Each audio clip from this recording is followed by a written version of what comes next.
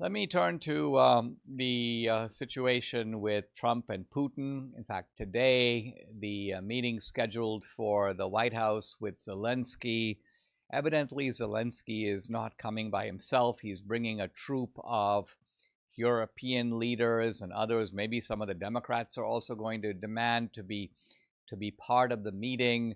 So it's like Zelensky needs a team, not just a team from Ukraine. There obviously will be other people from Ukraine joining Zelensky, but he wants to have some of his other allies present as well, probably because he thinks he's somehow going to be steamrolled by Trump. Now, Trump had the meeting with Putin in Alaska, after which the Democrats uniformly declared the meeting was a failure. He didn't produce a peace agreement.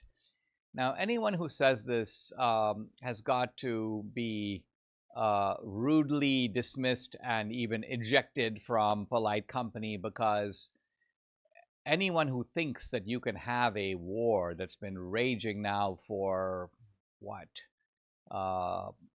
years, with its roots going even further back, and think that, hey, we're going to have a meeting in Alaska. And the meeting, by the way, is not even between Putin and Zelensky. It's not between the two engaged parties. It's between Putin and Trump.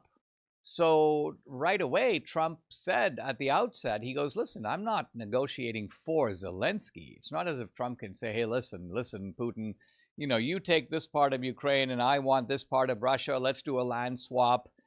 Trump is not going to get into any of that. So Trump's original objective was kind of focused. It was, let's get a ceasefire. Let us stop the killing. I think Trump himself realized, even before the summit, before the meeting with Putin, that a ceasefire does nothing but freeze the existing grievance into place. Kind of like two guys in the street, they're having blows, and you're like, let's have a ceasefire. Well, okay, they'll agree to a ceasefire, but then tomorrow morning they're back up to fighting again because the grievance hasn't been settled. It hasn't, the underlying cause of their conflict hasn't really been removed. They haven't come to some mutual understanding that, yes, I can live with this, or yes, this is your due and I can settle for that. That hasn't happened. So Trump moved from the idea that what we want is a ceasefire to the, I think, kind of deeper issue. What we want is some resolution of the key issue between Trump and Zelensky. Now, I'll take a short pause, and when I come back, I want to highlight what that key issue is. And happily, it is an issue that is largely in the hands of Trump himself.